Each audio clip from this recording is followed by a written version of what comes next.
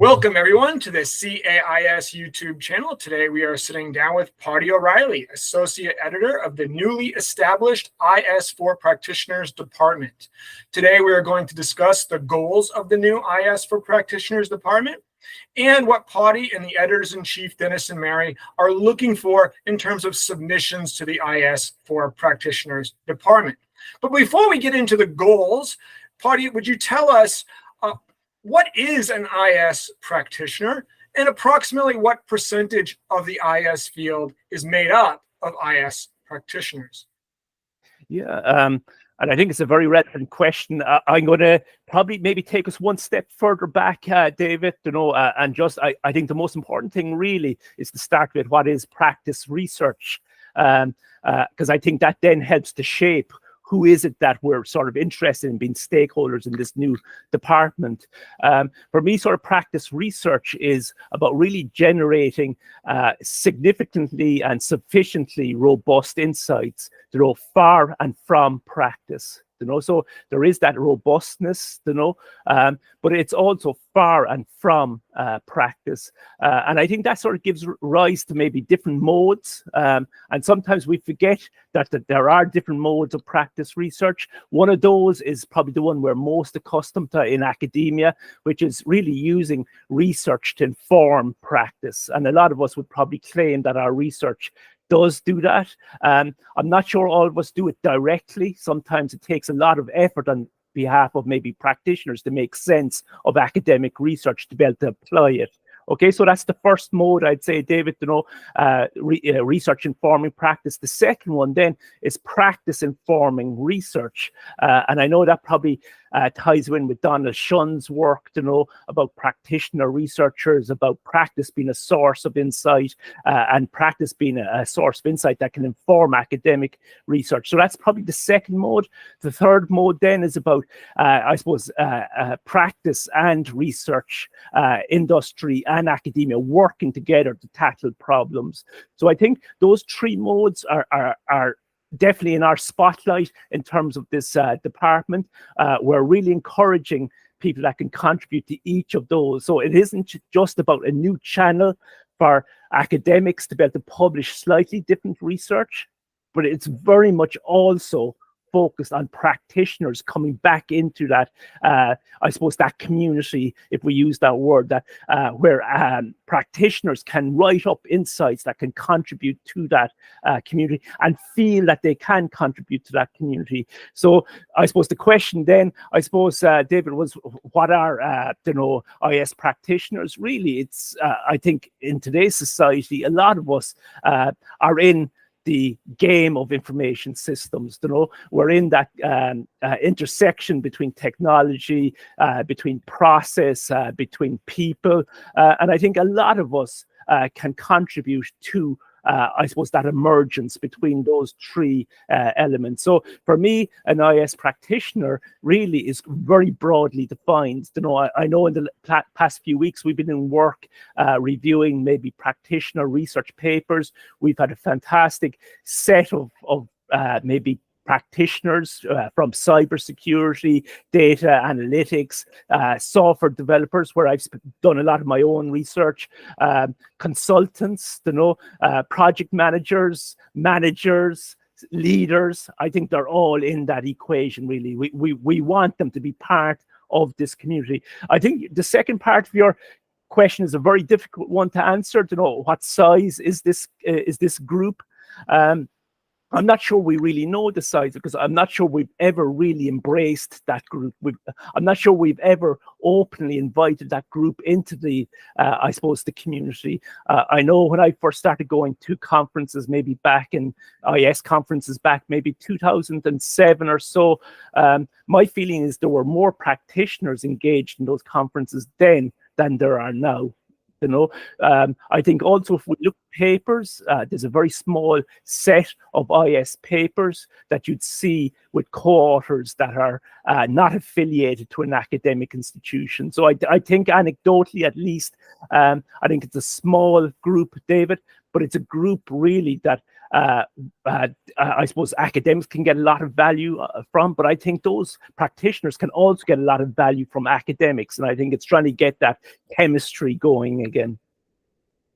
So if those are IS practitioners and those are the various modes of research, what is the purpose, what is the goal of a newly established department for IS practitioners? What is perhaps the long-term goals of such a department, Paidi? Yeah, I like the first thing, and I think it's really important, is it is a department. And I think that shows serious intent from CAIS. You know, it's not a call for papers, even though we may issue call for papers. It is a department, so it persists. It goes beyond months, hopefully, and the intention it'll go for years, and it will become really an important element, a fundamental part of CAIS going forward. So that's the intention. Really, is a serious intention that a lot of us have been maybe paying lip service to, you know, the role of practice in research. This is really a signal that CAIS is open for business. CAIS is inviting a group of people to contribute to the IS community that may not necessarily have previously contributed to that community. It also invites existing members of the IS community to produce publications that are maybe of a different style, a different genre to what they're used to. So I think that's a really important point from my side, David. It shows serious intent. It is a department, and I suppose ultimately it's about growing a community. It's not just the community, I would say, for within CAIS, because it will, I think, do that, but also it's a community within the IS discipline, you know, that's really important, and maybe even a discipline, and maybe within the academic discipline itself. So I think the goal really is to figure that out, to encourage contributions from a wider field, and to really provide the platform for being able to do that, to build the community around that. That's a community of people submitting, people reviewing, people commenting on papers. Maybe there's discussions around papers we can get going. And I think all that is really, really important, and they're all steps towards this longer term goal. So could you talk a little bit about how an IS for practice paper is different from, say, a regular IS research paper? And then maybe talk about what kinds of papers you're looking for, Paidi, and also maybe what makes a good IS for practice paper.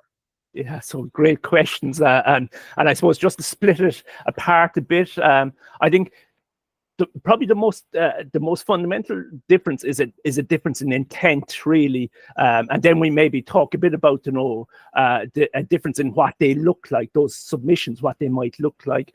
But in terms of intent, it really does start with an emphasis on impact, real world impact. So it doesn't end with it, you know, which a lot of us, when we're writing traditional academic papers, at the very end, we're trying to figure out, well, what might the impact of this be on the real world? But really, this research typically starts with an intent to create a real world impact. And generally, what this research then does is generates insights in trying to achieve that impact, and they're very much actionable insights. They're insights that can be put readily into action in practice, in industry, in whatever domain we're in. And I think the papers tend to be very contextually rich. You know, we don't bracket out the environment. We talk about the organization. We talk about maybe that aspect of society that we're, maybe if it's more a societal sort of paper. And I think then the format, we're definitely far agnostic in terms of formats, you know, and we'll talk shortly, or I'll talk shortly maybe a bit about that, David, you know. And I think they tend to be accessible. They tend to be written in a style that can be easily understood by non-academics and need to be easily understood by non-academics. So I think it's really, the big difference is intent. The intent is very, very different to maybe some of the traditional research. I suppose then, you know, what does this research look like? I suppose we're very much agnostic to approaches, and I'm just even looking at the description of the department we've here. We're very accepting of empirical papers, we're very accepting of case analysis, but also the likes of experience reports. There's insights that come from being an experienced practitioner that would add a lot of value to academic discussions. And vice versa, by the way. I think there's academic discussions that can lead and contribute to a lot of value in terms of experiences, but definitely experience reports are in there. Critical reflections are in there. My own area, action research, where the researcher is an active participant in the environment in which the research is happening. Maybe design research can be in there, where we're designing artifacts that deliver utility. So in general, we're not necessarily saying it must be of a certain genre or type, but we're very much open to anything that really can create that impact, delivering I suppose insights that can be put into action, that's written in an accessible way, that's contextually rich, and I suppose, and sometimes I'm reluctant to say the last bit, but I'm going to say it regardless, is we do encourage all I suppose submissions to have a theoretical element. Now I'm going to just try and explain what I mean by that. Very often, Dave, when we're reviewing a paper, we might, for example, one of the papers I reviewed just in the past few days, someone was talking about innovation and rolling out frontline innovation in a healthcare space. And sometimes what we'll point is towards a theory that could help to draw out richer, deeper insights from that experience. So in that case, we might have referred to maybe Everett Rogers' work on the diffusion of innovation, because it seemed to be really applicable. So what we're encouraging there is maybe sometimes the practitioner, in looking at their own and reflecting on their own experience, to maybe use maybe a theory or a theoretical lens as a way of drawing out even deeper insights. But I just want to make it clear that it isn't I suppose a break point, that if you don't feel you've this thing called a theory, that you shouldn't submit to this department. We're very much and very keen to work with people, and in some cases there's no need for a theoretical lens, and in some other cases we might refer the person submitting to a theoretical lens. What are, just a follow-up question, what are some benefits for a practitioner to go through the process of producing research for the department? It's a massive intellectual endeavor. What are some of the benefits for practitioners to participate in this department? Yeah, so I suppose I've been at this since 2010. We've worked with people in industry. We've worked in advocating the idea of evidence-based practice, evidence-based management, evidence-based healthcare. And I suppose as part of that, I suppose we're able to call out the direct value to organizations of that evidence-based approach. But there's also a value to the individual themselves. That idea of reflecting on what we do ourselves can contribute to improvements in how we do what we do on a daily basis. So I think there's value to the organizations, the society from this. It's evidence-based. There's also value to the individuals that are maybe the practitioners that are undertaking this more deeply reflective practice. And I think and there's no doubt a lot of practitioners also all of us like the idea of getting their work published, getting recognition for your work, actually seeing that your work is making a contribution beyond your own organization, beyond yourself. And I think that's good for all of us to know. A lot of us feel like we want to be part of the community, so there's that part as well. I know we run sessions for practitioner researchers, and that's a really important part, that you feel you're part of a clan, part of a group. And I think that's why this department is really, really exciting, because it's nearly giving us a venue now, a venue that doesn't really exist, I suppose, in any meaningful way in I suppose academia at the moment, So I think there's a lot of different reasons, but look, it is challenging at the same time. But I think the other side of that coin, it's also very rewarding, Thank you, Paidi O'Reilly, Associate Editor of the newly established IS for Practitioners Department. Thank you so much for your time and your contribution to the journal. Very much appreciated. Thank you, David. And thank you also to, as you mentioned, Mary and Dennis as well for, I suppose, leading this initiative with yourself.